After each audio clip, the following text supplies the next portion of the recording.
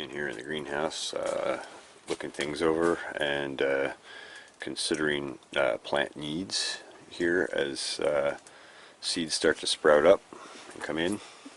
We've got King Arthur pepper, jalapeno pepper, sweet Thai basil, holy basil, some lemon balm and citronella cuts, some Beauregard sweet potato, some large cherry tomato, some beefsteak tomato, some Hawaiian orange marigolds, and some black cumin or Nigella sativa in the back, which has not come up yet.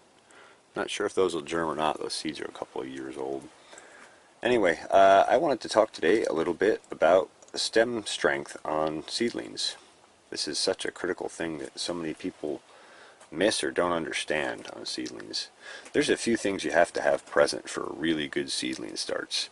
You want all the trace mineral nutrition present, and you want good biology present. Good inoculants are a good thing to use of that. Something like BioCoat Gold or Spectrum Extra. Those are available from AEA.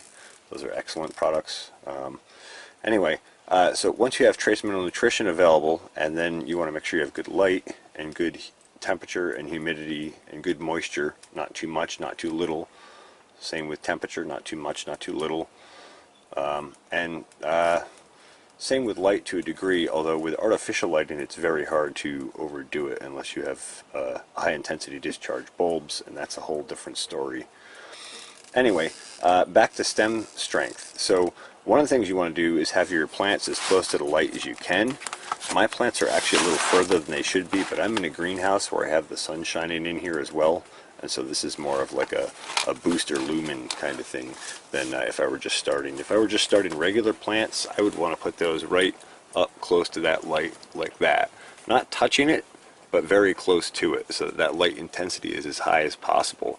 That will help build good strong plants and good stem strength and keep those plants from stretching their stem out long and reaching for the light and then having a long stem that they have to support as they get older.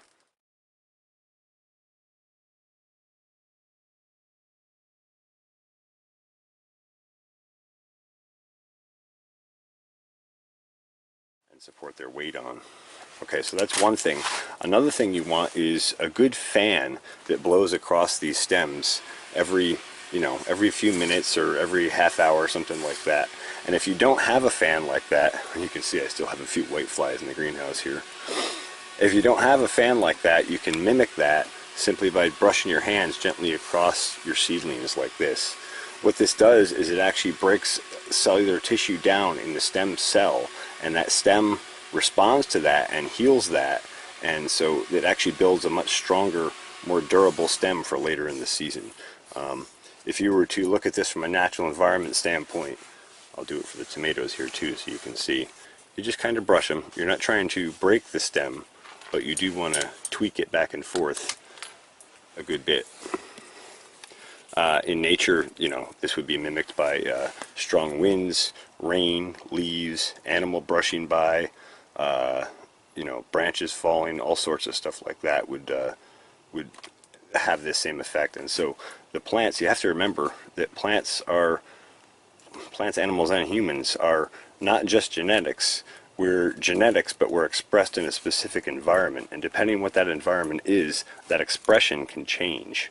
So that's the concept of epigenetics.